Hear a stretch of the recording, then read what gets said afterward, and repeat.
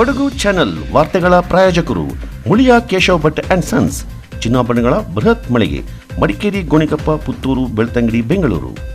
Sharada jewellers, ಕೊಡಗಿನ ಸಾಂಪ್ರದಾಯಿಕ ಆಭರಣಗಳ ಬೃಹತ್ ಮಳಿಗೆ, Aras road, Mysuru. A to Z super market, Vishwamanava double road, Kuvempu Nagar, Mysuru. SLV promax, corn mix and corn products, Kushalnagar. Prashanth furnitures, ನಿಮ್ಮ ಅಂದದ ಮನೆಗೆ ಚಂದದ ಪೀಠೋಪಕರಣಗಳ ಮಳಿಗೆ, industrial area, Madikeri. Fabins family restaurant, ಬೆಕಾಚಿ resto cafe, always cell tower, ಕೊಯ್ದು ರಸ್ತೆ, ಮಡಿಕೇರಿ. ನಗರದ ಜಿಲ್ಲಾ ಸಹಕಾರ ತರಬೇತಿ ಸಂಸ್ಥೆಯ ವಸತಿ ನಿಲಯದಲ್ಲಿ ವಾಸ್ತವ್ಯ ಹೂಡಿರುವ ರಾಷ್ಟ್ರೀಯ ವಿಪತ್ತು ನಿರ್ವಹಣಾ ತಂಡದ ಅಧಿಕಾರಿಗಳು ಹಾಗೂ ಸಿಬ್ಬಂದಿಗಳನ್ನು ಜಿಲ್ಲಾಧಿಕಾರಿ SJ ಸೋಮಶೇಖರ್ ಅವರು ಮಂಗಳವಾರ ಭೇಟಿ ಮಾಡಿ ಮಾಹಿತಿಯನ್ನು ಪಡೆದುಕೊಂಡರು. ಜಿಲ್ಲೆಯ ಸೂಕ್ಷ್ಮ ಹಾಗೂ ಪ್ರವಾಹ ಪೀಡಿತ ಪ್ರದೇಶಗಳನ್ನು ವೀಕ್ಷಿಸಿ ತುರ್ತು ಸಂದರ್ಭದಲ್ಲಿ ಜಾನುವಾರು ರಕ್ಷಣೆ ಮಾಡುವಲ್ಲಿ NDRF ತಂಡ ಕರ್ತವ್ಯ ನಿರ್ವಹಿಸಲಿದೆ.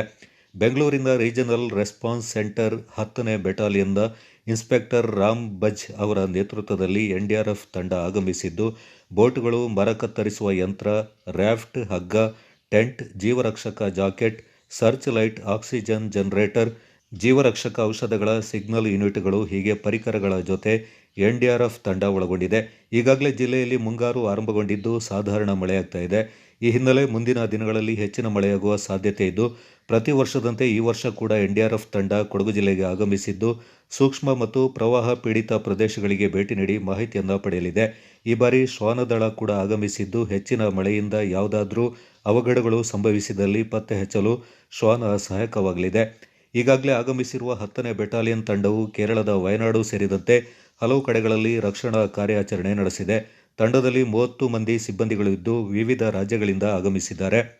ಈ ಸಂದರ್ಭ ಮಾತನಾಡಿದ ಜಿಲ್ಲಾಧಿಕಾರಿ SJ ಸೋಮಶೇಖರ್ ಅವರು, ಹೆಚ್ಚಿನ ಮಳೆಯಿಂದ ಅವಘಡಗಳು ಸಂಭವಿಸಿದಲ್ಲಿ NDRF ತಂಡ ತುರ್ತಾಗಿ ಧಾವಿಸಿ ರಕ್ಷಣಾ ಕಾರ್ಯಾಚರಣೆಯನ್ನು ಕೈಗೊಳ್ಳಲಿದೆ ಎಂದರು.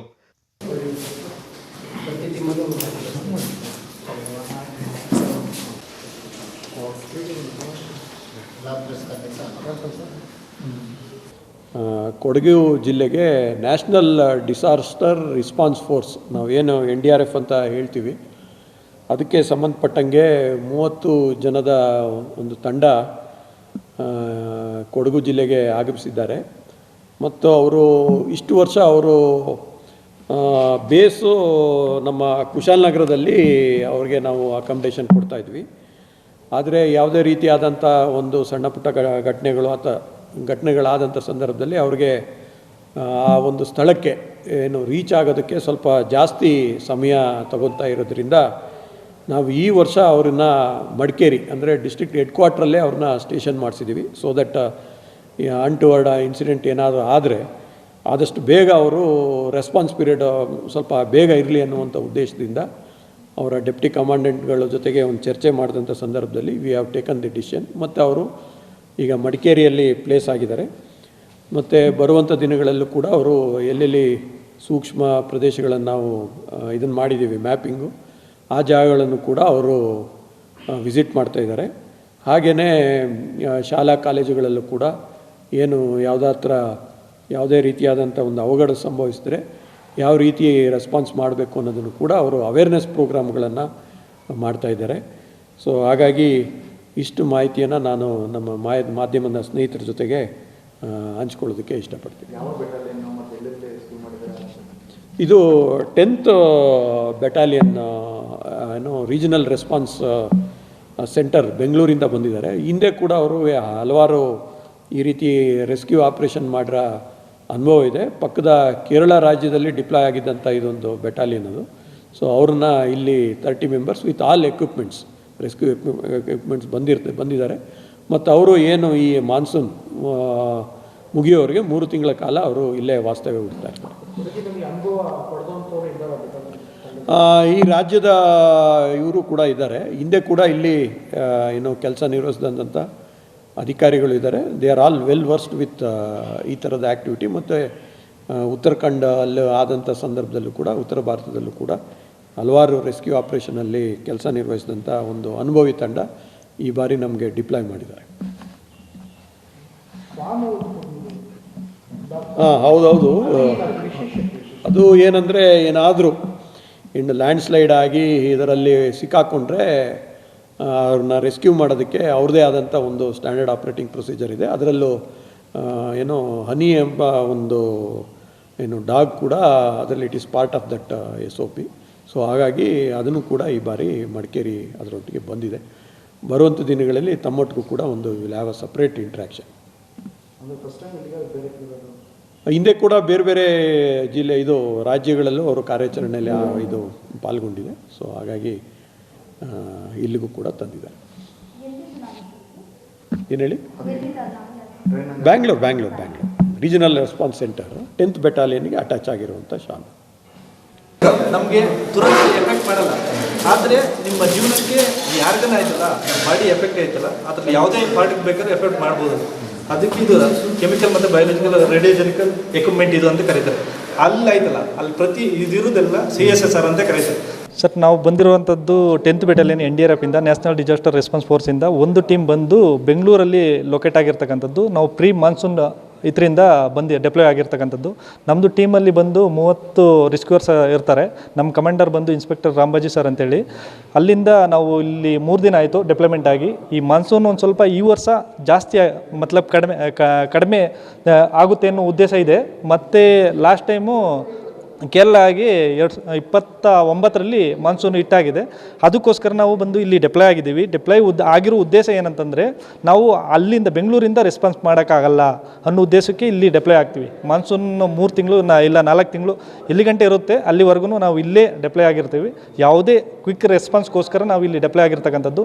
ನಮ್ಮಲ್ಲಿ ಒಂದು 6 ತಿಂಗಳದ ಒಂದು ಕಠಿಣ ಟ್ರೈನಿಂಗನ್ನು ಇರುತ್ತೆ. ಅದರ ಜೊತೆ ಸ್ಪೆಷಲ್ ಟ್ರೈನಿಂಗ್ ಇರುತ್ತೆ. ಮತ್ತು ಅದರದ್ದು ಬಂದು ನಮ್ಮಲ್ಲಿ ಕೆಮಿಕಲ್ ಮತ್ತು ಬಯೋಲಜಿಕಲ್, ರೇಡಿಯೋಲಜಿಕಲ್ ಮತ್ತು ನ್ಯೂಕ್ಲಿಯರ್ ಒಂದು ಎಕ್ವಿಪ್ಮೆಂಟ್ಸ್ಗಳನ್ನ ಯೂಸ್ ಮಾಡ್ತೀವಿ. ಮತ್ತು ಅದ್ರ ಇನ್ನೊಂದು ಬಂದು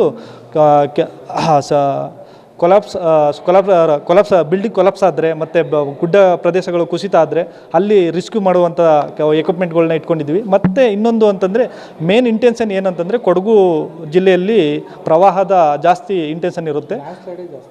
ನಾನ್ ಸ್ಲೈಡ್ ಆಗ್ಬೋದು, ಬೆಟ್ಟ ಕುಸಿತ ಆಗ್ಬೋದು, ಮತ್ತು ಪ್ರವಾಹದ ಭೀತಿ ಜಾಸ್ತಿ ಇರೋದ್ರಿಂದ ಅಲ್ಲಿಗೆ ಏನೇನು ಬೇಕು, ಏನೇನು ಟ್ರೆಂಡಿಗೆ ಬೇಕು ಆ ಥರ ಎಕ್ವಿಪ್ಮೆಂಟ್ಗಳನ್ನ ತಂದಿದ್ದೀವಿ. ಅದ್ರ ಜೊತೆಗೆ ನಮ್ಮಲ್ಲಿ ಶ್ವಾನವನ್ನು ತಂದಿದ್ದೀವಿ. ಅದು 1 ವರ್ಷದ ಟ್ರೈನಿಂಗ್ ಮಾಡಿರುತ್ತೆ. ಅದು ಯಾವುದೇ ವ್ಯಕ್ತಿ ಒಳಗಡೆ ಇರ್ತಕ್ಕಂಥದ್ದು, ಯಾರು ಕಣ್ಣಿಗೆ ಕಾಣಿಸಲ್ಲ, ಕಣ್ಣಿಗೆ ಕಾಣಿಸ್ತಂಥ ವ್ಯಕ್ತಿಯನ್ನು ಹುಡುಕುವಂಥ ಕೆಲಸಕ್ಕೆ ಅದು ತುಂಬ ಹೆಲ್ಪ್ಫುಲ್ ಆಗುತ್ತೆ. ಆ ಉದ್ದೇಶದಲ್ಲಿ ನಾವು ಇಲ್ಲಿ ಬಂದು ಡೆಪ್ಲಾಯ್ ಆಗಿದ್ದೀವಿ. ಅದ್ರ ಜೊತೆಗೆ ಈ ಮಳೆ ಒಂದು ಸ್ವಲ್ಪ ಕಡಿಮೆ ಆಯ್ತಂತಂದರೆ ಅಕ್ಕಪಕ್ಕದ ಪ್ರದೇಶಗಳಲ್ಲಿ ನಾವು ಹೋಗಿ ಅವೇರ್ನೆಸ್ ಪ್ರೋಗ್ರಾಮನ್ನು ಮಾಡ್ಕೊಡ್ತೀವಿ. ಒಂದು ಬಂದು ನಾವು SSP ಪ್ರೋಗ್ರಾಮ್ ಅಂತ ಮಾಡ್ಕೊಡ್ತೀವಿ, ಸ್ಕೂಲ್ ಸೇಫ್ಟಿ ಅವೇರ್ನೆಸ್ ಪ್ರೋಗ್ರಾಮ್ ಅಂತ ಕರಿತೀವಿ. ಅದನ್ನು 2025-26ನೇ ಸಾಲಿನ ಭೂಕುಸಿತ ತಡೆ ವಿಪತ್ತು ಉಪಶಮನ ನಿಧಿ ಯೋಜನೆಯಡಿ ಶಾಸಕ ಡಾಕ್ಟರ್ ಮಂತರಗೌಡ ಅವರು ಕುಂದಳ್ಳಿ ಮತ್ತು ದೊಡ್ಡತೋಳೂರು ಗ್ರಾಮಗಳಲ್ಲಿ ಕಾಂಕ್ರೀಟ್ ರಸ್ತೆ, ತಡೆಗೋಡೆ ಹಾಗೂ ಚರಂಡಿ ಕಾಮಗಾರಿಗಳಿಗೆ ಸೋಮವಾರ ಭೂಮಿ ಪೂಜೆಯನ್ನು ನೆರವೇರಿಸಿದರು. ಕೇಂದ್ರ ಸರ್ಕಾರ 2018ರಲ್ಲಿ ಭೂಕುಸಿತಗೊಂಡಿದ್ದ ಸ್ಥಳಗಳನ್ನು GPS ಸರ್ವೆ ಮಾಡಿ ತಾಲೂಕಿನ ಕುಂದಳ್ಳಿ, ದೊಡ್ಡತೋಳೂರು ಹಾಗೂ ಹಾನಗಲ್ಲು ಗ್ರಾಮಗಳಲ್ಲಿ ಕಾಂಕ್ರೀಟ್ ಚರಂಡಿ, ತಡೆಗೋಡೆ ಹಾಗೂ ರಸ್ತೆ ಕಾಮಗಾರಿಗಳಿಗೆ 2,06,80,000 ಹಣ ಬಿಡುಗಡೆ ಮಾಡಿದೆ. ಯೋಜನೆಯಂತೆ ಇಂದು ಭೂಮಿ ಪೂಜೆಯಿಂದ ನೆರವೇರಿಸಲಾಗ್ತಾ ಇದೆ. ನಿಗದಿತ ಸಮಯದಲ್ಲಿ ಇಂಜಿನಿಯರ್ಗಳು ಗುಣಮಟ್ಟದ ಕೆಲಸ ಮಾಡಿಸಬೇಕೆಂದರು. ಬೆಟ್ಟದಳ್ಳಿ ಗ್ರಾಮ ಪಂಚಾಯಿತಿ ವ್ಯಾಪ್ತಿಯ ಕುಂದಳ್ಳಿ ಗ್ರಾಮದಲ್ಲಿ 4 ಕಾಮಗಾರಿಗಳಿಗೆ 66.80 ಲಕ್ಷ, ತೋಳೂರು ಶೆಟ್ಟಳ್ಳಿ ಗ್ರಾಮ ಪಂಚಾಯಿತಿ ವ್ಯಾಪ್ತಿಯ ದೊಡ್ಡತೋಳೂರು ಗ್ರಾಮದಲ್ಲಿ 4 ಕಾಮಗಾರಿಗಳಿಗೆ 76.15 ಲಕ್ಷದ ಕಾಮಗಾರಿಗಳಿಗೆ ಭೂಮಿ ಪೂಜೆಯಿಂದ ನೆರವೇರಿಸಲಾಯಿತು.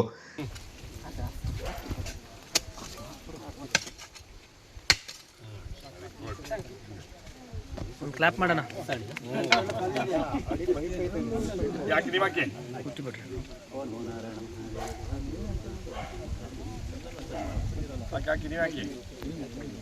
ವಾಣಿ ಹಿರಣ್ಯಗರ್ಭಾಭ್ಯಾಂ ನಮಃ, ಉಮಾ ಮಹೇಶ್ವರಾಭ್ಯಾಂ ನಮಃ, ಅರುಂಧತಿ ವಸಿಷ್ಠಾಯ ನಮಃ, ಮಾತೃಭ್ಯೋ ನಮಃ, ಪಿತೃಭ್ಯೋ ನಮಃ, ಗುರುಭ್ಯೋ ನಮಃ, ಆಚಾರ್ಯಭ್ಯೋ ನಮಃ, ಇಷ್ಟದೇವತಾಭ್ಯೋ ನಮಃ, ಕುಲದೇವತಾಭ್ಯೋ ನಮಃ, ಗ್ರಾಮದೇವತಾಭ್ಯೋ ನಮಃ, ಸರ್ವೇಭ್ಯೋ ದೇವೇಭ್ಯೋ ನಮಃ, ಸರ್ವಾಭ್ಯೋ ದೇವತಾಭ್ಯೋ ನಮಃ. ಪ್ರಾರಂಭಕಾಲೇ ಸುಮಸತಿ ಭವಂತೋ ಬ್ರುವಂತು. SDMF ಅಂದರೆ ಸ್ಟೇಟ್ ಡಿಸಾಸ್ಟರ್ ರಿಲೀಫ್ ಫಂಡ್ ಅಂತ ಒಂದು ಹೆಡ್ ಇದೆ. ನಮ್ಮ ಜಿಲ್ಲೆಗೆ ಜಿಯೋಲಾಜಿಕಲ್ ಸರ್ವೆ ಆಫ್ ಇಂಡಿಯಾ, ನೀವು ಲಾಸ್ಟ್ ಟೈಮ್ ನಿಮ್ಮ ಗ್ಯಾಪ್ನ ಇದೆ, ಯಾರಾದ್ರೂ ನಿಮ್ಮ ಪತ್ರಕರ್ತರು ನಮ್ಗೆ ಕೇಳ್ತಿದ್ರು, ಸರ್ ಅವ್ರೇನು ಬಂದು ಸರ್ವೆ ಮಾಡ್ಕೊಂಡು ಹೋದ್ರು, ಏನಕ್ಕೆ ಸರ್ವೆ ಮಾಡ್ಕೊಂಡು ಹೋದ್ರು ಅಂತ ಕೇಳೋರು. ಆ GSI ಅಂತಂದರೆ ಜಿಯೋಲಾಜಿಕಲ್ ಸರ್ವೆ ಆಫ್ ಇಂಡಿಯಾ, ಎಲ್ಲಿ susceptibility, high susceptibility for disaster ಅಂದರೆ ಲ್ಯಾಂಡ್ ಸ್ಲೈಡ್ ಆಗಿರ್ಬೋದು, ಬೇರೆ ಬೇರೆ ರೀತಿಯಲ್ಲಿ ಫ್ಲಡ್ಡಿಂಗ್ ಆಗೋಂಥ ಸಂದರ್ಭದಲ್ಲಿ ಎಲ್ಲಿ ಏನು ಒಂದು ಕಾಮಗಾರಿಗೆ ಇವತ್ತು ನಾವು ಕುಂದಳ್ಳಿ ಗ್ರಾಮದಲ್ಲಿ 4 ಕಾಮಗಾರಿ ಕೊಟ್ಟವ್ರೆ. 66 ಲಕ್ಷ ರೂಪಾಯಿ ವೆಚ್ಚದಲ್ಲಿ 4 ಕಾಮಗಾರಿಗೆ ತಡೆಗೋಡೆಗೆ. ಆ ವಿಚಾರದಲ್ಲಿ ಇವತ್ತು ಕೆಲವು ಟೈಮಲ್ಲಿ ಜಿಯೋಲಜಿಕಲ್ ಸರ್ವೇನ ಪ್ರಶ್ನೆ ಮಾಡ್ತಾ ಇದೀವಿ. ಯಾಕೆ ಅಂತಾರೆ ಜನ ಇಲ್ಲ ಒಂದೊಂದು ಕಡೆಯಲ್ಲಿ. ಅದು ಮಾತ್ರ ಸರ್ವೆ ಮಾಡಿರೋದು GPS ಇಂದ ಮಾಡ್ಕೊಂಡಿರೋಂಥ ಸ್ಯಾಟಲೈಟ್ ಇಮೇಜಸ್ ಮಾಡ್ಕೊಂಡು ಬಂದವ್ರೆ. ಆ ವಿಚಾರದಲ್ಲಿ ಈ ಭಾಗದಲ್ಲಿ 28 ಲಕ್ಷ ರೂಪಾಯಿ ವೆಚ್ಚದಲ್ಲಿ ಒಂದು ತಡೆಗೋಡೆಗೆ, ಅದ್ರ ಜೊತೆ ಗ್ರಾಮಸ್ಥರು ರೋಡ್ ಕೇಳ್ತಾ ಇದ್ದಾರೆ. ಆ ರೋಡ್ ಬರೋಂಥ ಈಗ ಜಲ್ಲಿ ಹಾಕ್ಬಿಟ್ಟು ರೋಲ್ ಮಾಡಿಟ್ಟಿರೋಣ, ಮಳೆ ಆದಮೇಲೆ ಡಾಂಬರ್ ಹಾಕೋಕ್ಕೆ ನಾವು ಜವಾಬ್ದಾರಿ ತಗೊಳ್ಳೋಣ ಅಂತ ಹೇಳ್ತಾ, ಏನು ಇದು ಇನ್ನು ಬೆಳ್ತಳ್ಳಿಲಿ ಒಂದಿದೆ, ಆಮೇಲೆ ಶಾಂತಪ್ಪನವ್ರ ಮನೆಯ ಹತ್ರ ಇದೆ, ಅದೇ ರೀತಿಲಿ ಇನ್ನೊಂದು ನಗರಳ್ಳಿ ಕುಂದಳ್ಳಿಲು ಅಲ್ಲೂ ಇದೆ. ಸೊ ಈ 4 ಕಾಮಗಾರಿ ಈ ವ್ಯಾಪ್ತದಲ್ಲಿದೆ. ನೀವು ಹೇಳ್ದಂಗೆ ಜನ ಇಲ್ದಿದ್ದ ಕಡೆಗೆ ಕೆಲಸ ಮಾಡ್ತಾ ಇರ್ಬೋದು ಅಂತ ಕೆಲವು ಜನ ಅನುಮಾನ ಪಡ್ಬೋದು. ಮಾತ್ರ ಅದು ಎಂಜಿನಿಯರ್ದು ಜವಾಬ್ದಾರಿ ಅಲ್ಲ. GSI ಫಿಕ್ಸ್ ಮಾಡಿರೋಂಥ ಪಾಯಿಂಟ್ಗಳು ಅದನ್ನ ಫಿಕ್ಸ್ ಮಾಡೋರೆ. ಮಾತ್ರ ಅದನ್ನ ಒಂದು ಕೆಲವು ಕಡೆಯಲ್ಲಿ ಇದಕ್ಕಿಂತ ಸೂಕ್ಷ್ಮ ಇರೋಂಥ ಕಡೆ ಕೆಲವೇ ಅದನ್ನ ಸೇರಿಸ್ಬೋದಾ ಇಲ್ವಾ ಅಂತ ನಾವು ಒಂದ್ಸಲಿ ಚೆಕ್ ಮಾಡಬೇಕು. ಆ ವಿಚಾರದಲ್ಲಿ ಇದು ಸೇರಿದಂಥ ಎಲ್ಲ ಗ್ರಾಮಸ್ಥರಿಗೆ ನೀವು ಹೇಳ್ದಂಗೆ ಈ ರಸ್ತೆ ತುಂಬ ವರ್ಷದಿಂದ ಪಾಪ ನೀವು ಕೇಳ್ಕೊಂಬಂದ್ರಿ. ಈಗ ಒಂದು 2 ವರ್ಷ 3 ವರ್ಷ ಆಗೋಯ್ತು ನಮ್ಮ ಅವಧಿಲಿ. ಈ ಮಳೆ ಕಳೆದಾದ್ಮೇಲೆ ನಾವು ಇದನ್ನ ಉದ್ಘಾಟನೆ ಮಾಡೋಕ್ಕೆ ನೀವು ಸೇರ್ಕೊಳ್ಳೋಣ ಅಂತ ಹೇಳ್ತಾ, ಈ ಸಂದರ್ಭ ಬ್ಲಾಕ್ ಕಾಂಗ್ರೆಸ್ ಅಧ್ಯಕ್ಷ ಸತೀಶ್, ಖಜಾಂಚಿ ಚೇತನ್ ಮತ್ತಿತರ ಪ್ರಮುಖರು ಪಾಲ್ಗೊಂಡಿದ್ದರು. ಬೇಳೂರ ಬಾಣೆ ಅಂದ್ರೆ ತಾಲೂಕಿನ ಜನರಿಗೆ, ಪ್ರವಾಸಿಗರಿಗೆ, ಅದರಲ್ಲೂ ಮುಗ್ಧ ಮನಸ್ಸಿನ ಮಕ್ಕಳಿಗೆ ಮುಗಿಲು ಮುಟ್ಟುವ ಹರುಷದ ತಾಣ. ಈ ಬಾಣೆ ನೊಂದ ಮನಸ್ಸಿಗೆ, ಕನಸು ಕಾಣುವ ಕಣ್ಣಿಗೆ ಮುಗಿಲ ಮನೆ. ಆದರೆ ಹಬ್ಬ ಹರಿದಿನಗಳಲ್ಲಿ ಬರುವ ನೆಂಟರಿಗೆ, ಮದುವೆ ಸಮಾರಂಭಗಳಿಗೆ ಬರುವ ಸಂಬಂಧ ಸ್ನೇಹಿತರಿಗೆ ಇತ್ತ ಕಡೆ ಬಂದ್ರೆ ಬೃಂದಾವನದಂತೆ ಕಾಣ್ತಿತ್ತು. ಇನ್ನು ತಾಲೂಕಿನ ಸುತ್ತಮುತ್ತಲಿನ ಪ್ರವಾಸಿ ತಾಣಗಳನ್ನ ವೀಕ್ಷಿಸಲು ಬರುವ ಪ್ರವಾಸಿಗರಿಗೆ ವಿಶ್ರಾಂತಿ ಪಡೆದು ಪ್ರಕೃತಿಯ ಸೊಬಗನ್ನ ಸವಿಯಲು ಪ್ರಕೃತಿಯೇ ದಾರಿ ಎರೆದು ಕೊಟ್ಟಂತಿದ್ದ ಭೂಮಿಯಾಗಿತ್ತು ಈ ನಮ್ಮ ಬೇಳೂರ ಬಾಣೆ. ಈ ದಾರಿಗೆ ಬಂದು ನಿಂತವರು ಫೋಟೋ ಕ್ಲಿಕ್ಕಿಸದೆ ಹೋದ ಉದಾಹರಣೆಯೇ ಇಲ್ಲ. ಈ ಜಾಗದಲ್ಲಿ ಅನೇಕ ಸಿನಿಮಾಗಳು ಚಿತ್ರಿಸಿ ತೆರೆಯ ಮೇಲೆ ಬಣ್ಣ ಕಟ್ಟಿ ವಿನೂತನ ಹೆಸರಿಟ್ಟು ಈ ಜಾಗವನ್ನ ಬಣ್ಣಿಸಿದ್ದಾರೆ. ಹೀಗೆ ಈ ಪ್ರಕೃತಿಯ ಮಡಿಲನ್ನ ಎಷ್ಟು ಹಾಡಿ ಹೊಗಳಿದರೂ ಸಾಲದು. ಹಚ್ಚ ಹಸುರಿನ ಹುಲ್ಲಿನ ಹಾಸಿಗೆಯಂತಿದ್ದ ಈ ಬೇಳೂರ ಬಾಣೆ ಎಲ್ಲರನ್ನ ಕೈಬೀಸಿ ತನ್ನತ್ತ ಕರಿತಾ ಇತ್ತು. ಹೀಗೆ ಸ್ವತಂತ್ರವಾಗಿದ್ದ ಈ ಭೂಮಿಗೆ ಬೇಲಿ ಹಾಕಿ ನಿರ್ಬಂಧ ಹೇರಿ ಪ್ರಕೃತಿಯ ಮಡಿಲನ್ನೇ ಕಟ್ಟಿ ಹಾಕಿರೋದು ಲಕ್ಷಾಂತರ ಮನಸ್ಸುಗಳಿಗೆ ಘಾಸಿ ಉಂಟು ಮಾಡಿದೆ. ಇಷ್ಟೆಲ್ಲ ಉದಾಹರಣೆ ಮತ್ತು ಕಾರಣಗಳಿಗೆ ಕರ್ತೃ ಆಗಿದ್ದು ಬ್ರಿಟಿಷ್ ಕಾಲದಲ್ಲಿ ಹುಟ್ಟಿದಂತಹ ಒಂದು ಸಂಸ್ಥೆ ಬೇಳೂರು ಕ್ಲಬ್. ಈ ಬೇಳೂರು ಕ್ಲಬ್ ಹಿಂದೆ ಪ್ಲಾಂಟರ್ಸ್ ಕ್ಲಬ್ ಎಂದೇ ಕರೆಯಲಾಗ್ತಾ ಇತ್ತು. ಈ ಪ್ರದೇಶದಲ್ಲಿ ನೆಲೆಸಿದ್ದ ಬ್ರಿಟಿಷ್ ಪ್ಲಾಂಟರ್ಗಳು 1904ರಲ್ಲಿ ಈ ಕ್ಲಬ್ ಅನ್ನ ಹುಟ್ಟುಹಾಕಿತ್ತು. ಈ ಕ್ಲಬ್ ಬ್ರಿಟಿಷ್ ಸಮುದಾಯದ ಸಾಮಾಜಿಕ ಕೇಂದ್ರವೂ ಆಗಿತ್ತು ಮತ್ತು ಅವರು ಇಲ್ಲಿ ವಿವಿಧ ಕಾರ್ಯಕ್ರಮಗಳು ಮತ್ತು ಇನ್ನಿತರ ಚಟುವಟಿಕೆಗಳನ್ನು ಆಯೋಜನೆ ಮಾಡಲಾಗ್ತಾ ಇತ್ತು. ಭಾರತವು ಬ್ರಿಟಿಷ್ ಆಳ್ವಿಕೆಯಿಂದ ಸ್ವತಂತ್ರ ಪಡೆದ ನಂತರ 1947ರಲ್ಲಿ ಇದನ್ನ ಬೇಳೂರು ಗಾಲ್ಫ್ ಕ್ಲಬ್ ಎಂದು ಮರುನಾಮಕರಣ ಮಾಡಲಾಯಿತು. ಅಂದಿನ ಕಾಲದಲ್ಲೇ ಐತಿಹಾಸಿಕ ಪ್ರಸಿದ್ಧ ತಾಣವಾಗಿ ಹೊರಹೊಮ್ಮಿದ್ದ ಈ ಸ್ಥಳ ಆ ದಿನಗಳಲ್ಲಿ ಈ ಕ್ಲಬ್ಗೆ ಭೇಟಿ ನೀಡಿದ ಅತ್ಯಂತ ಗಮನಾರ್ಹ ಸಂದರ್ಶಕರಲ್ಲಿ ಮಹಾತ್ಮ ಗಾಂಧಿ ಕೂಡ ಒಬ್ಬರು. ಇವರು 1934ರಲ್ಲಿ ಕರ್ನಾಟಕ ಪ್ರವಾಸದ ಸಮಯದಲ್ಲಿ ಇಲ್ಲಿ ಒಂದು ರಾತ್ರಿ ತಂಗಿದ್ರು ಎನ್ನಲಾಗಿದೆ. ಜವಾಹರ್ಲಾಲ್ ನೆಹರು, ಇಂದಿರಾ ಗಾಂಧಿ, ರಾಜೀವ್ ಗಾಂಧಿ, R.K. ನಾರಾಯಣ್, M.F. ಹುಸೇನ್ ಮತ್ತು ಅಮಿತಾಬ್ ಬಚ್ಚನ್ ರಂತಹ ಹಲವಾರು ಗಣ್ಯರು ಮತ್ತು ಸೆಲೆಬ್ರಿಟಿಗಳು ಈ ಕ್ಲಬ್ಗೆ ಭೇಟಿ ನೀಡಿದ್ದಾರೆ. ಅಂದಿನಿಂದ ಇಂದಿನವರೆಗೂ ಈ ಪ್ರದೇಶದಲ್ಲಿ ಬೇಲಿ ಬಂದೋಬಸ್ತಿ ಯಾವುದು ನಿಯೋಜನೆ ಮಾಡಿರಲಿಲ್ಲ. ಆದರೆ ಇತ್ತೀಚೆಗೆ ತನ್ನದಲ್ಲದ ಜಾಗಕ್ಕೆ ಸುತ್ತಮುತ್ತ ಎಲ್ಲ ಬೇಲಿ ಹಾಕಿ ಬ್ರಿಟಿಷ್ ಸರ್ವಾಧಿಕಾರ ಧೋರಣೆ ತೋರ್ತಾ ಇರೋದು ಸಾರ್ವಜನಿಕರ ಕೆಂಗಣ್ಣಿಗೆ ಗುರಿಯಾಗಿದೆ. ಈ ಕ್ಲಬ್ಗೆ ಸೇರಿದ ಆಸ್ತಿ 29 ಎಕರೆ 30 ಸೆಂಟ್ ಮಾತ್ರ. ಆದರೆ ಇದಕ್ಕೆ ಹೊಂದಿಕೊಂಡಂತಿರುವ ಮುರುಘಮಠದ ಜಾಗ 11 ಎಕರೆ, ಪ್ರವಾಸೋದ್ಯಮ ಇಲಾಖೆಯ 7.12 ಎಕರೆ, ಕಂಡಗ 3 ಎಕರೆ, ಉರುಡುವೆ 2.5 ಎಕರೆ ಸೇರಿದಂತೆ ತನ್ನದಲ್ಲದ ಜಾಗ ಎಲ್ಲವನ್ನ ಆಕ್ರಮಿಸಿಕೊಂಡಿದ್ದಾರೆ. ಇಷ್ಟೆಲ್ಲ ಪ್ರದೇಶವನ್ನ ಆಕ್ರಮಿಸಿ ಬೇಲಿ ಹಾಕಿಕೊಂಡಿದ್ದು, ಬೇಲಿ ಹಾಕುವ ಸಂದರ್ಭ ಯಾವುದೇ ಇಲಾಖೆಯ ಅನುಮತಿ ಪಡೆದಿಲ್ಲ. ಇಲ್ಲಿ ಪ್ರಮುಖವಾಗಿ ಕಂಡುಬಂದಿದ್ದು ಕ್ಲಬ್ ಕಡೆಗೆ ಹಾದು ಹೋಗುವ ಸಾರ್ವಜನಿಕ ರಸ್ತೆಗೆ ಕ್ಲಬ್ ಸದಸ್ಯರ ಹೊರತುಪಡಿಸಿ ಬೇರೆ ಯಾರಿಗೂ ಈ ರಸ್ತೆಯಲ್ಲಿ ಬರಲು ಅವಕಾಶ ಇಲ್ಲ ಎಂದು ನಾಮಫಲಕ ಅಳವಡಿಸಿದ್ದು. ಈಗಿನ ಬೇಳೂರು ಕ್ಲಬ್ ಸಂಸ್ಥೆ ಬ್ರಿಟಿಷ್ ಆಡಳಿತವನ್ನ ಮತ್ತೆ ಮುನ್ನೆಲೆಗೆ ತಂದಿದ್ದಾರೆ ಎಂಬುದು ಎದ್ದು ಕಾಣ್ತಾ ಇದೆ.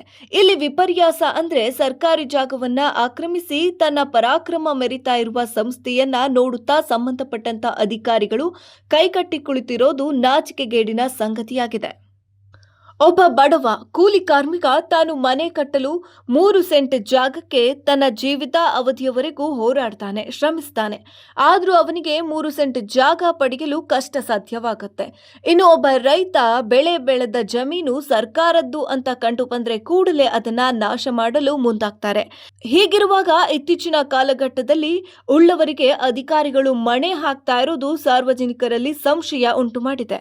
ಇಲ್ಲಿ 10 ಸಂಘಟನೆಗಳು ಇದ್ರೂ ಸಂದರ್ಭಕ್ಕೆ ಸಮಯೋಚಿತವಾಗಿ ಹೋರಾಟ ಮಾಡುತ್ತವೆ ವಿನಃ ಕಾಲಕಾಲಕ್ಕೂ ಹೆಸರಾಗಿ ಉಳಿಯುವ ಈ ನಾಡಿನ ಆಸ್ತಿ ಉಳಿವಿಗಾಗಿ ಯಾವ ಒಂದು ಸಂಘಟನೆಯೂ ಮುಂದೆ ಬರ್ತಿಲ್ಲ.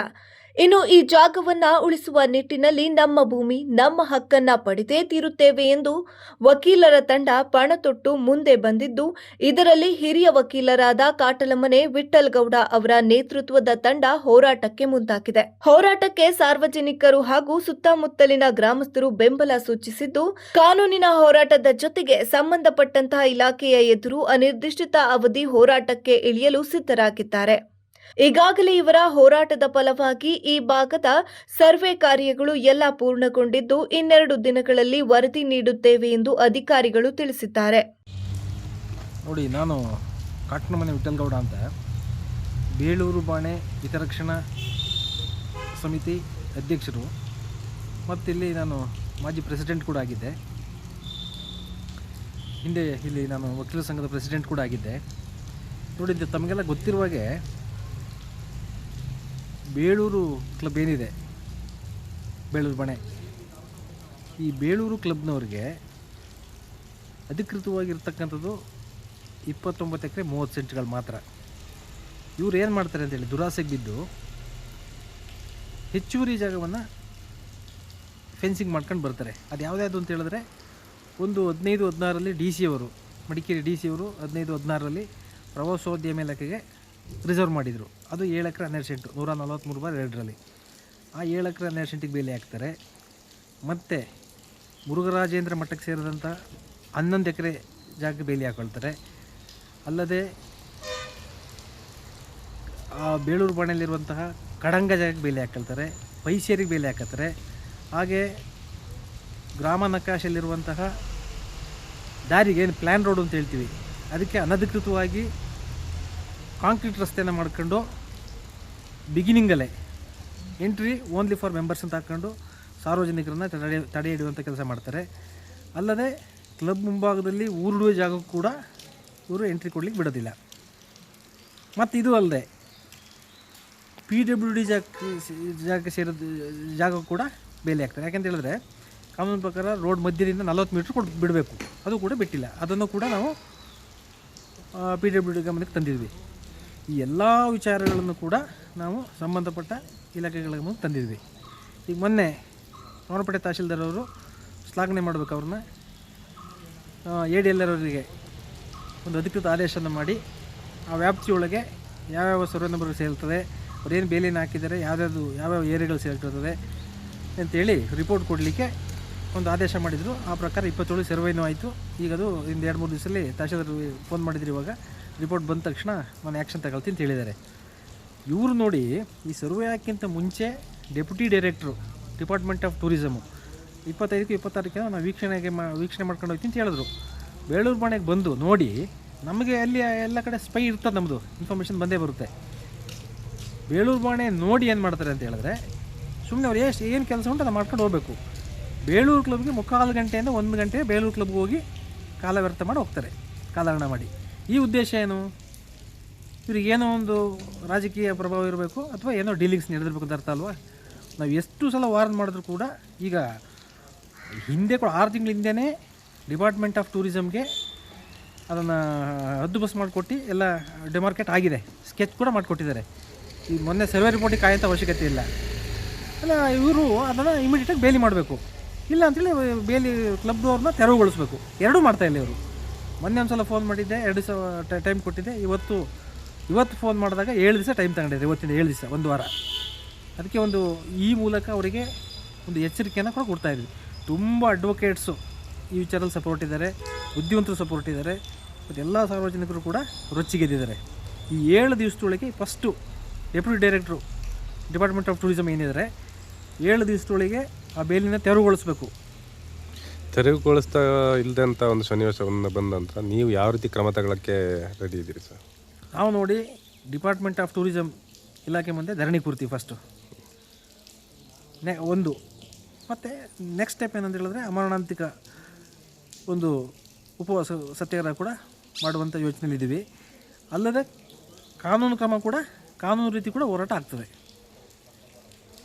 ಅದಕ್ಕೆ ಸಪ್ರೇಟ್ ಕೋರ್ಟೇ ಇದೆ. ಲ್ಯಾಂಡ್ ಗ್ರ್ಯಾಬರ್ಸಿಗೆ ಸಪ್ರೇಟ್ ಕೋರ್ಟು ಇದೆ ಮತ್ತು ಹೈಕೋರ್ಟು ಇದೆ. ಹೈಕೋರ್ಟ್ಗೂ ರಿಟ್ ಹಾಕ್ಬೋದು. ಅದೆಲ್ಲ ಕೊನೆ ಅಸ್ತ್ರ. ಇದೆಲ್ಲ ಮುಗಿದ ಮೇಲೆ ಅಷ್ಟು ರಿಸ್ಕ್ ತಗೊಳಕ್ಕೆ ಹೋಗಲ್ಲ ನಾವು.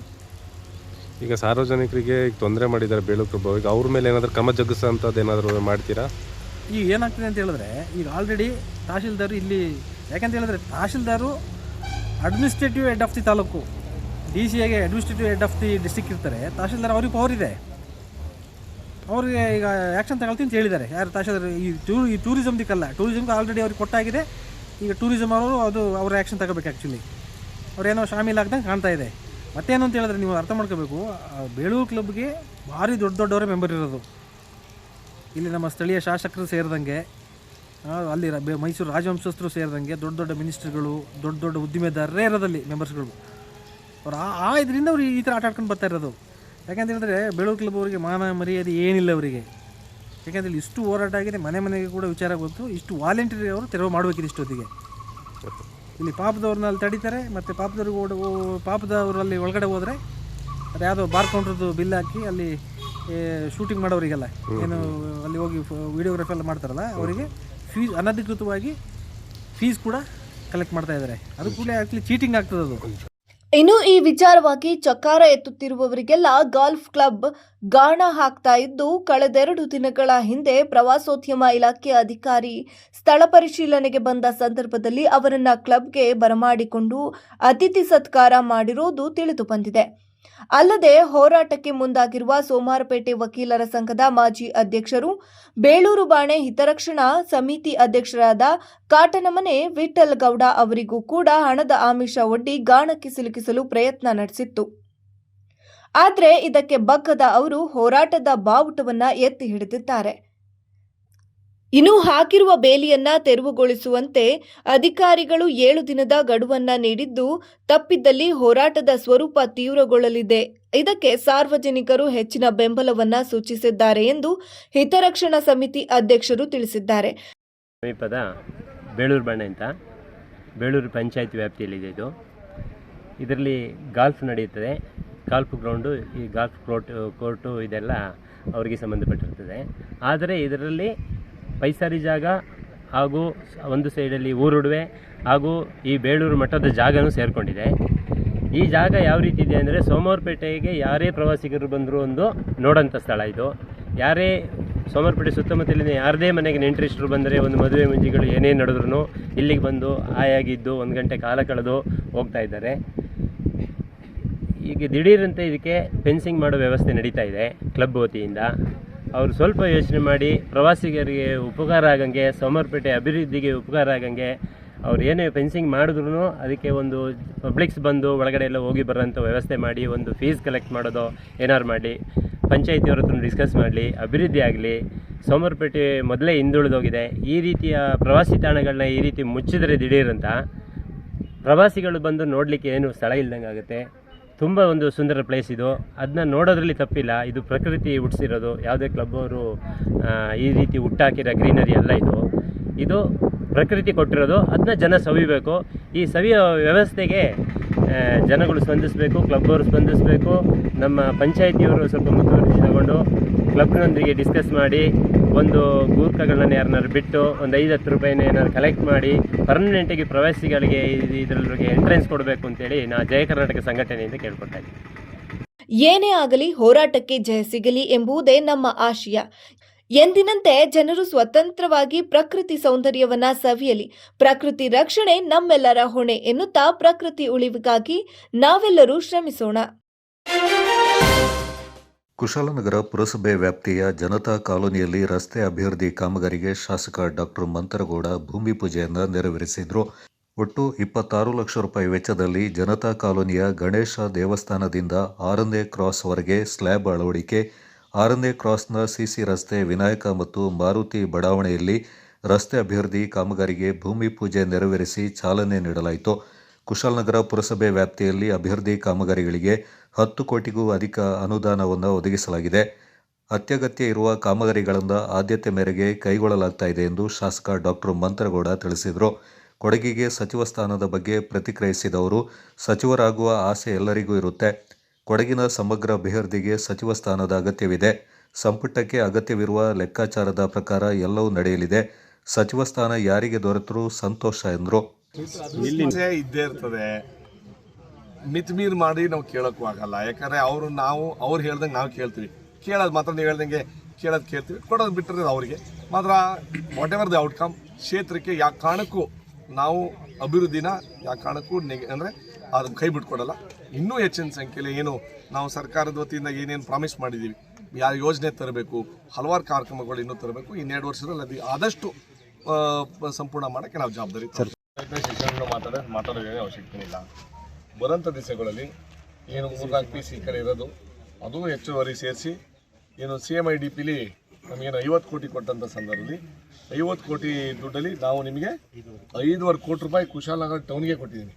ಅಂದರೆ ಪುರಸಭೆಯಿಂದ ಎಕ್ಸ್ಟೆಂಡೆಡ್ ಕುಶಾಲನಗರ ಎರಡೂ ಸೇರಿಸಿ ಕೊಡ್ತಿದ್ದೆ. ಯಾಕೆ ಅಂತಂದರೆ ನೀವು ಹೇಳ್ದಂಗೆ ಮೆಂಬರ್ಶಿಪ್ಪು ನಿಮಗೆ ಕಡಿಮೆ ಇತ್ತು ಯಾವಾಗ ಜಾಯ್ನ್ ಆದಾಗ. ನೀವು ಹೇಳ್ದಂಗೆ ಗ್ರಾಮ ಪಂಚಾಯತಿಯಿಂದ ಅಲ್ಲಿ ಸೇರೋಂಥ ಸಂದರ್ಭದಲ್ಲಿ ಈ ಅನುದಾನದ ಒಂದು ಸ್ವಲ್ಪ ಕೊರತೆ ಇತ್ತು, ಆಮೇಲೆ ಸ್ವಲ್ಪ ಗೊಂದಲ ಇತ್ತು. ಆ ವಿಚಾರದಲ್ಲಿ ನನಗೂ ಗೊತ್ತು, ಕುಶಾಲನಗರ ಟೌನ್ ಅವರು ಪುರಸಭೆ ಪಟ್ಟಣ ಪಂಚಾಯತ್ ಅವರು ನಿಮ್ಮನ್ನ ಸ್ವಲ್ಪ ಕಡೆಗಣಿಸ್ಬೋದು ಅಂತಂಥ ಸಂದರ್ಭದಲ್ಲಿ 5-6 ಜನ ನಾವು ನಾಮಿನೇಷನ್ ಮಾಡಿಕೊಂಡು ಹೆಚ್ಚಿನ ಸಂಖ್ಯೆಯಲ್ಲಿ ಇಲ್ಲಿಗೆ ಕೊಟ್ಟು, ಯಾಕಂದರೆ ಇಲ್ಲಿ ರೆಪ್ರೆಸೆಂಟೇಷನ್ ಇರಲಿಲ್ಲ. ಅದರ ಜೊತೆಲೇನು ನೀನು 5.25 ಕೋಟಿ ಇವತ್ತು ಸಲ, ಲಾಸ್ಟ್ ಟೈಮು 3 ಇದು 5.5, ಆಮೇಲೆ ನೀರಾವರಿ ಇಲಾಖೆ ವತಿಯಿಂದಾನೆ, ಅಂದರೆ ನೀರಾವರಿ ಅಂದರೆ ಕಾವೇರಿ ನೀರಾವರಿ ನಿಗಮದ ವತಿಯಿಂದ 5 ಕೋಟಿ ರೂಪಾಯಿ ಟೌನ್ ವ್ಯಾಪ್ತಿಯಲ್ಲಿ ಹಾರಂಗಿ HRP ಕಾಲೋನಿ ಏನಿದೆ ಅದಕ್ಕೂ 5 ಕೋಟಿ ಬಂದಿದೆ, ಮೈನಾರಿಟಿಲೂ ಬಂದಿದೆ. ಈಗ ಅನುದಾನದ್ದು ನಾವು ಜಾಸ್ತಿ ಹೇಳೋದಿಲ್ಲ, ಎಷ್ಟು ಹೇಳಿದ್ರು ಇನ್ನೂ ಸ್ವಲ್ಪ ಬೇಕೇ ಬೇಕು. ಹೇಳ್ದಂಗೆ ಇದೇನು 26 ಲಕ್ಷ ರೂಪಾಯಿ ಏನು ವೆಚ್ಚದಲ್ಲಿ ಒಂದು ಸ್ವಲ್ಪ ಇದು ಏನು ಒಂದು 200-300 ಮೀಟ್ರ್ ಆಗ್ಬೋದು ಇವತ್ತು ಈ ಸಲಿಗೆ. 200-300 ಮೀಟ್ರು, ಇನ್ನೂ 200-300 ಮೀಟ್ರ್ ಎಲ್ಲರೂ ಕಾಯ್ಕೊಂಡವ್ರೆ. ಒಂದು 12 ಲಕ್ಷ ಆಗ್ಬಿಟ್ರೆ ಅದೇ ಈ ಬರೋಂಥ ಅನುದಾನದಲ್ಲಿ ಫಸ್ಟ್ ಕಾಮಗಾರಿ ಇದು ಕ್ಲಿಯರ್ ಮಾಡಿಕೊಂಡು ಈ ಫುಲ್ ಬಡಾವಣೆ ಕ್ಲಿಯರ್ ಮಾಡ್ಕೊಳ್ಳೋಕ್ಕೆ ನಾನು ಜವಾಬ್ದಾರಿ ತಗೋತೀವಿ. ಕುಶಾಲನಗರ ತಾಲೂಕು ಗ್ಯಾರಂಟಿ ಯೋಜನೆಗಳ ಅನುಷ್ಠಾನ ಸಮಿತಿ ಅಧ್ಯಕ್ಷ VP ಶಶಿಧರ್ ಮಾತನಾಡಿ, ಮುಳ್ಳುಸೋಗೆ ಗ್ರಾಮ ಪಂಚಾಯಿತಿ ಕುಶಾಲನಗರ ಪುರಸಭೆಗೆ ವಿಲೀನಗೊಂಡ ಬಳಿಕ ಅಭಿವೃದ್ಧಿ ಕುಂಠಿತವಾಗಿದೆ ಎಂಬ ಆರೋಪಕ್ಕೆ ವಿರುದ್ಧವಾಗಿ ಗೊಂದಿ ಬಸವನಹಳ್ಳಿ ಮತ್ತು ಮುಳ್ಳುಸೋಗೆ ವ್ಯಾಪ್ತಿಯಲ್ಲಿ ಅಭಿವೃದ್ಧಿ ಯೋಜನೆಗಳನ್ನು ಅನುಷ್ಠಾನಕ್ಕೆ ತರಲಾಗ್ತಾ ಇದೆ ಎಂದರು. ಈ ಸಂದರ್ಭ ಕೂಡ ಅಧ್ಯಕ್ಷ ಪ್ರಮೋದ್ ಮುತ್ತಪ್ಪ, ನಗರ ಕಾಂಗ್ರೆಸ್ ಅಧ್ಯಕ್ಷ ಜೋಸೆಫ್ ವಿಕ್ಟರ್ ಸೋನ್ಸ್, KPCC ಸದಸ್ಯ ಮಂಜುನಾಥ್ ಗುಂಡೂರಾವ್, ಪುರಸಭೆಯ ಮಾಜಿ ಸದಸ್ಯ VJ ನವೀನ್ ಗೌಡ ಮತ್ತಿತರ ಪ್ರಮುಖರು ಪಾಲ್ಗೊಂಡಿದ್ದರು. ಚಲಿಸ್ತಾ ಇದ್ದ ಬೈಕ್ಗೆ ಕಾರೊಂದು ಡಿಕ್ಕಿಯಾದ ಪರಿಣಾಮ ಬೈಕ್ ಸವಾರ ಸ್ಥಳದಲ್ಲೇ ಮೃತಪಟ್ಟ ಘಟನೆ ನಾಪೊಕ್ಲು ಸಮೀಪದ ಚೋನಕೆರೆ ಎಂಬಲ್ಲಿ ಮಂಗಳವಾರ ನಡೆದಿದೆ. ನೆಲಜಿ ಕಡೆಯಿಂದ ನಾಪೊಕ್ಲು ಕಡೆಗೆ ತೆರಳುತ್ತಿದ್ದ ಚೋನಕೆರೆ ನಿವಾಸಿ ಚೇಕ್ಪುವಂಡ ಬೋಪಂಡ ಎಂಬುವರು ಚಲಾಯಿಸ್ತಾ ಇದ್ದ ಬೈಕ್ಗೆ ಎಮ್ಮೆಮಾಡಿನಿಂದ ನಾಪೊಕ್ಲುವಿನ ಕಡೆಗೆ ತೆರಳುತ್ತಿದ್ದ ಕಾರು ಹಿಂಬದಿಯಿಂದ ಡಿಕ್ಕಿಯಾಗಿದ್ದು ಬೈಕ್ನಿಂದ ಬಿದ್ದ ಸವಾರ ಸ್ಥಳದಲ್ಲೇ ಮೃತಪಟ್ಟಿದ್ದಾರೆ. ಸ್ಥಳಕ್ಕೆ ಗ್ರಾಮಾಂತರ ವೃತ್ತ ನಿರೀಕ್ಷಕ ಉಮೇಶ್, ಠಾಣಾಧಿಕಾರಿ ರಾಘವೇಂದ್ರ ಮತ್ತು ಸಿಬ್ಬಂದಿ ಭೇಟಿ ನೀಡಿ ಪ್ರಕರಣ ದಾಖಲಿಸಿಕೊಂಡಿದ್ದಾರೆ. ಮೃತದೇಹವನ್ನು ಮರಣೋತ್ತರ ಪರೀಕ್ಷೆಗೆ ಮಡಿಕೇರಿಗೆ ಕಳುಹಿಸಲಾಗಿದೆ. ಮೃತರು ಪತ್ನಿ ಮೀನಾ ಹಾಗೂ ಪುತ್ರ ನಿರನ್ ಅವರನ್ನು ಅಗಲಿದ್ದಾರೆ. Kodagu channel news, Duggala Sadananda, Napoklu.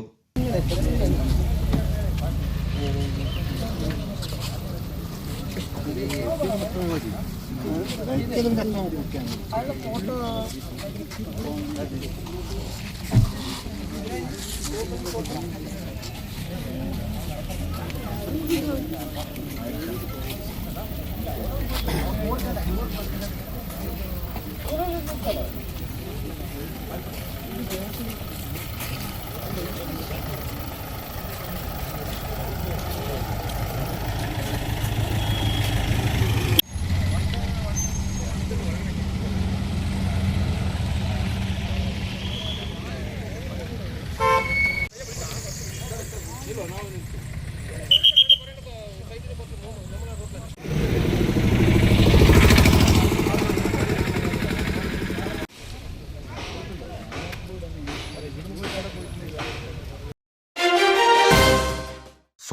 ನಗರ ಕಾಂಗ್ರೆಸ್ ಸಮಿತಿ ವತಿಯಿಂದ ನಗರ ಕಾರ್ಯಕರ್ತರ ಕುಂದುಕೊರತೆ ಸಭೆ ನಗರ ಅಧ್ಯಕ್ಷ ಮಂಜುನಾಥ್ ಅವರ ನೇತೃತ್ವದಲ್ಲಿ ಪಟ್ಟಣದ ಮಹಿಳಾ ಸಮಾಜದಲ್ಲಿ ನಡೆಯಿತು. ಸಭೆಯಲ್ಲಿ ಶಾಸಕ ಡಾಕ್ಟರ್ ಮಂತ್ರಗೌಡ ಹಾಜರಿದ್ದು ಕಾರ್ಯಕರ್ತರ ಬೇಡಿಕೆ ಮತ್ತು ಸಮಸ್ಯೆಯನ್ನು ಆಲಿಸಿದ್ರು.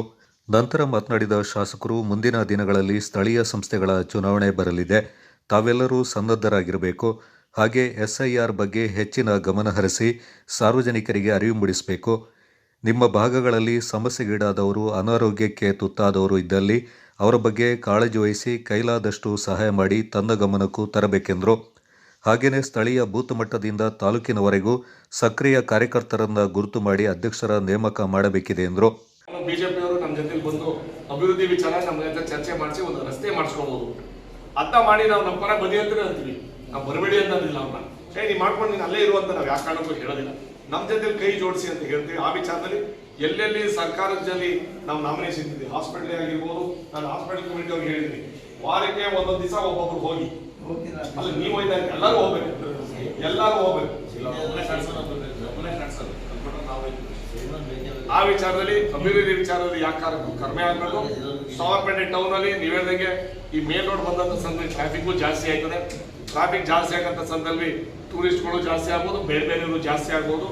ಆ ವಿಚಾರದಲ್ಲಿ ಸ್ವಚ್ಛತೆ ಕಾಪಾಡಿಕೊಂಡು ಈ ಭಾಗದ ಎಲ್ಲ ಕಾರ್ಯಕರ್ತನ ವಿಶ್ವಾಸಕ್ಕೆ ಇಟ್ಕೊಂಡು ನನಗೆ ಇದು ಸೋಮವಾರ ಇವತ್ತು ಶುಕ್ರವಾರ ಒಳಗೆ ಅನ್ನೊಂದು ವಾರ್ಡಲ್ಲಿ ಯಾರ್ಯಾರು ಒಂದು ಪಟ್ಟಿ ಬರಬೇಕು. ಅದ್ರ ಜೊತೆ ಆ ಪಟ್ಟಿ ಜೊತೆ ಬೂತ್ ಕಮಿಟಿ ಅಧ್ಯಕ್ಷರು BLA ಅವರಂತೆ ಒಂದೊಂದು ವಾರ್ಡ್ಗೆ ಸೆಪ್ರೇಟ್ ಆಗಿ ಒಂದು ಮೀಟಿಂಗ್ ಮಾಡ್ತೀವಿ. ನಿಮ್ ಜೊತೆ ಸೇರ್ಕೊಂಡು ಅದು ಕೆಲಸ ಮಾಡೋಣ ಅಂತ ಹೇಳಿ ನೀವು ಎಲ್ಲಿ ಕರಿತೀರಾ ನಾನು ಬರಕ್ ರೆಡಿ. ಸೋಮವಾರಪೇಟೆ ಟೌನ್ ಸಾಯಂಕಾಲ ಆಗ್ಬೋದು, ಇಲ್ಲಾಂದ್ರೆ ಬೆಳಿಗ್ಗೆ ಬೇಗ ಆಗ್ಬೋದು. ಆ ವಿಚಾರದಲ್ಲಿ ನೀವೆಲ್ಲರೂ ಸೇರ್ಕೊಂಡು ಬರಂತ ಪಟ್ಟಣ ಪಂಚಾಯತಿ ಚುನಾವಣೆ ಕೈ ಜೋಡಿಸಿ ಎಲ್ಲ ಸಲ ನೀವೇನ್ ಹೇಳಿದ್ರಿ. ಆ ವಿಚಾರದಲ್ಲಿ ಯಾರ್ಯಾರು ಈ ಸಲ ನಾಮಿನೇಷನ್ ಮಾಡ್ಕೊಂಡಿದ್ದು ಯಾವ ಕಮಿಟಿಗಳಿದ್ರು ಅದೊಂದು ಸ್ವಲ್ಪ ಹೆಚ್ಚು ಕಡಿಮೆ ಮಾಡಿ ಈ ಸಲ ಈ ಜುಲೈಯಲ್ಲಿ ನಾವು ಬದಲಾವಣೆ ಮಾಡಬೇಕು, ತಿದ್ದುಪಡಿ ಮಾಡಬೇಕು ಅಂತ ತೀರ್ಮಾನ ಮಾಡಿದ್ದೀವಿ.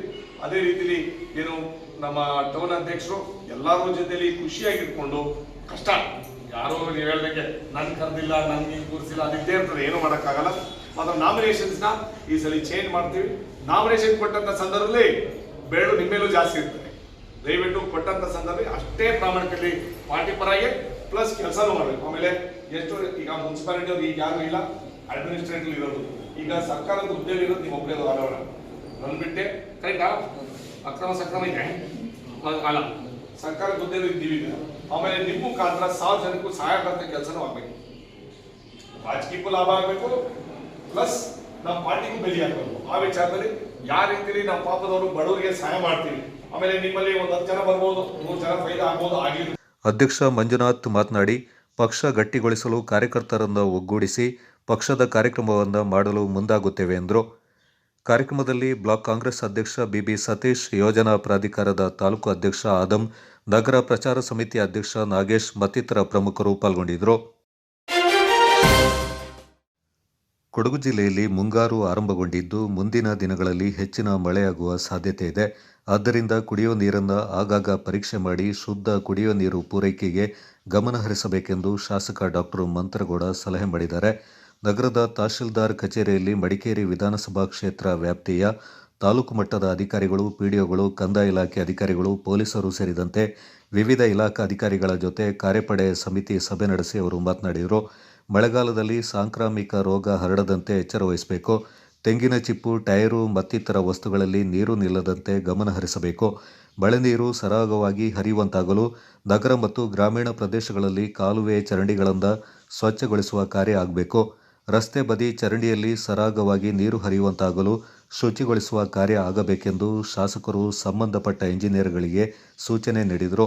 ಭೂಕುಸಿತ ಹಾಗೂ ಪ್ರವಾಹ ಪೀಡಿತ ಪ್ರದೇಶಗಳಲ್ಲಿನ ಜನರಿಗೆ ಮುನ್ನೆಚ್ಚರಿಕೆ ವಹಿಸುವ ಸಂಬಂಧ ಮಾಹಿತಿಯನ್ನು ನೀಡುವುದು, ಕಾಳಜಿ ಕೇಂದ್ರ ತೆರೆಯಲು ಸಿದ್ಧತೆ ಮಾಡಿಕೊಳ್ಳುವುದು, ಸ್ಥಳೀಯರಿಗೆ ಹೆಚ್ಚಿನ ಮಳೆ ಸಂದರ್ಭದಲ್ಲಿ ಸಂತ್ರಸ್ತರಿಗೆ ಧೈರ್ಯ ತುಂಬುವ ಕೆಲಸ ಮಾಡಬೇಕೆಂದು ಶಾಸಕರು ಸಲಹೆ ಮಾಡಿದರು. ನೋಡಲ್ ಅಧಿಕಾರಿಗಳು, PDO ಹಾಗೂ ಕಂದಾಯ ಇಲಾಖೆ ಅಧಿಕಾರಿಗಳ ದೂರವಾಣಿ ಸಂಖ್ಯೆ ಸ್ಥಳೀಯರಿಗೆ ಮಾಹಿತಿ ಇರಬೇಕು. ತುರ್ತು ಸಂದರ್ಭದಲ್ಲಿ ಸ್ಥಳಾಂತರಕ್ಕೆ ಸಹಕಾರಿಯಾಗಲಿದೆ. ಆ ನಿಟ್ಟಿನಲ್ಲಿ ಕ್ರಮ ಕೈಗೊಳ್ಳುವಂತೆ ಶಾಸಕರು ನಿರ್ದೇಶನ ನೀಡಿದರು. ಸೋಮವಾರಪೇಟೆ ತಾಲೂಕು ಅಭಿವೃದ್ಧಿ ಹೋರಾಟ ಸಮಿತಿಯಿಂದ ಜೂನ್ 15ರಂದು ಸರ್ಕಾರಿ ಅಧಿಕಾರಿಗಳು ಹಾಗೂ ಜನಸಾಮಾನ್ಯರೊಂದಿಗೆ ಸಂವಾದ ಕಾರ್ಯಕ್ರಮ ಆಯೋಜನೆ ಮಾಡಲಾಗಿದೆ ಎಂದು ಸಮಿತಿ ಅಧ್ಯಕ್ಷ ಡಿಕೆ ಅರುಣ್ ಕುಮಾರ್ ಕೊತ್ನಳ್ಳಿ ತಿಳಿಸಿದ್ದಾರೆ. ಸೋಮವಾರಪೇಟೆಯಲ್ಲಿ ಸುದ್ದಿಗೋಷ್ಠಿಯಲ್ಲಿ ಮಾತನಾಡಿದ ಅವರು, ತಾಲೂಕಿನ ರೈತರು ಮತ್ತು ಜನಸಾಮಾನ್ಯರನ್ನ ಒಟ್ಟಿಗೆ ಕೂರಿಸಿ ಸಮಸ್ಯೆಗಳ ಬಗ್ಗೆ ಸಂವಾದ ನಡೆಸಲಾಗುತ್ತೆ. ತಾಲೂಕು ವ್ಯಾಪ್ತಿಯ ಸಮಗ್ರ ಅಭಿವೃದ್ಧಿ, ಸ್ವಚ್ಛತೆ, ಮೂಲಭೂತ ಸೌಕರ್ಯ ಕಾರ್ಯಕ್ರಮದ ಪ್ರಮುಖ ವಿಷಯಗಳಾಗಿವೆ. ಮಾದಾಪುರ ಹೋಬಳಿ ರಚನೆ, ಸೂಡ ಹಾಗೂ ಮೂಡ ತ್ಯಾಜ್ಯ ವಿಲೇವಾರಿ, ಶಿಕ್ಷಣ, ಆರ್ಟಿಒ, ಯುವಜನ ಮತ್ತು ಕ್ರೀಡಾ ಇಲಾಖೆ, ರಸ್ತೆ ಸೇರಿದಂತೆ 15 ವಿಷಯಾಧಾರಿತ ವಿಷಯಗಳ ಬಗ್ಗೆ ಚರ್ಚಿಸಲಾಗುವುದು. ಸಭೆಯಲ್ಲಿ ವಿವಿಧ ಸಂಘ ಸಂಸ್ಥೆಗಳ ಸದಸ್ಯರು, ಸಾರ್ವಜನಿಕರಿಗೆ ಆಹ್ವಾನ ನೀಡಲಾಗಿದೆ. ಇದರೊಂದಿಗೆ ಸಾರ್ವಜನಿಕರ ಸೇವೆ ಮಾಡಿದ ಸರ್ಕಾರಿ ಅಧಿಕಾರಿಗಳು ಹಾಗೂ ಸಂಘ ಸಂಸ್ಥೆಯ 12 ಜನರನ್ನ ಸನ್ಮಾನ ಮಾಡಲಾಗುವುದು ಎಂದರು. ಅಂದು ಬೆಳಿಗ್ಗೆ 10 ಗಂಟೆಗೆ ಒಕ್ಕಲಿಗರ ಸಮುದಾಯ ಭವನದಲ್ಲಿ ನಡೆಯುವ ಕಾರ್ಯಕ್ರಮವನ್ನು ಶಾಸಕ ಡಾಕ್ಟರ್ ಮಂತ್ರಗೌಡ ಉದ್ಘಾಟಿಸಲಿದ್ದಾರೆ. ಕಾರ್ಯಕ್ರಮದಲ್ಲಿ ಕೊಡಗು ಜಿಲ್ಲಾಧಿಕಾರಿ ಎಸ್.ಜೆ. ಸೋಮಶೇಖರ್, ಪೊಲೀಸ್ ವರಿಷ್ಠಾಧಿಕಾರಿ ಬಿಂದುಮಣಿ, ಡಿಎಫ್ಒ ವಿ. ಅಭಿಷೇಕ್, ಜಿಲ್ಲಾ ಪಂಚಾಯತ್ನ ಮುಖ್ಯ ಕಾರ್ಯನಿರ್ವಹಣಾಧಿಕಾರಿ ಆನಂದ್ ಪ್ರಕಾಶ್ ಮೀನಾ, ತಹಶೀಲ್ದಾರ್ ಕೆ. ಕೃಷ್ಣಮೂರ್ತಿ ಸೇರಿದಂತೆ ಜಿಲ್ಲಾ ಮತ್ತು ತಾಲೂಕಿನ ಅಧಿಕಾರಿಗಳು ಪಾಲ್ಗೊಳ್ಳಲಿದ್ದಾರೆಂದರು. ರೈತ ಹೋರಾಟ ಸಮಿತಿ, ಕರ್ನಾಟಕ ರಕ್ಷಣಾ ವೇದಿಕೆ, ಅದರದ್ದು ವಿವಿಧ ಬಣಗಳು ಕೂಡ, young Indian farmers association, coffee ಬೆಳೆಗಾರರ ಸಂಘ, Rotary, Lions, JC, Inner Wheel, chamber of commerce, ನಾವು ಪ್ರತಿಷ್ಠಾನ, hotel and home stay association, ಹಾಗೆ ಪತ್ರಕರ್ತರ ಸಂಘವನ್ನು ಕೂಡ, ನಿವೃತ್ತ ಸೈನಿಕರ ಸಂಘ, ಲಾಯರ್ ಅಸೋಸಿಯೇಷನ್, KTDO, ಹಾಗೆಯೇ ವಾಹನ ಚಾಲಕರ ಸಂಘ, ಇಂಥ ಸಂಘಟನೆಗಳನ್ನು ಕೂಡ ಆ ಸಭೆಗೆ ಆಹ್ವಾನ ಮಾಡಿದ್ದೀವಿ.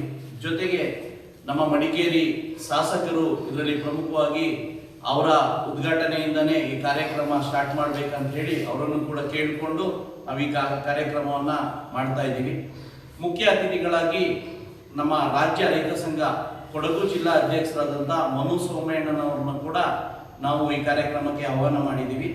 ಇದರ ಜೊತೆಗೆ ಜಿಲ್ಲಾ ಮಟ್ಟದಲ್ಲಿ ಜಿಲ್ಲಾಧಿಕಾರಿಗಳು, AC, DDLR, DFO, SP, CO, ನಮ್ಮ ಜಿಲ್ಲಾ ಪಂಚಾಯತ್ ಕಾರ್ಯನಿರ್ವಹಣಾಧಿಕಾರಿ, ಕ್ರೀಡಾ ಮತ್ತು ಯೋಜನಾ ಇಲಾಖೆಯ ಕಾರ್ಯನಿರ್ವಹಣಾಧಿಕಾರಿ, ಹಾಗೆಯೇ RTO, DDP ಶಿಕ್ಷಣ ಇಲಾಖೆ, ಹಾಗೆ PWE, ಟೂರಿಸಂ ಡಿಪಾರ್ಟ್ಮೆಂಟ್ DD, ಹಾಗೆ DHO, ಇವರುಗಳೆಲ್ಲರನ್ನು ನಾವು ಈ ಸಭೆಗೆ ಆಹ್ವಾನ ಮಾಡಿದ್ದೀವಿ.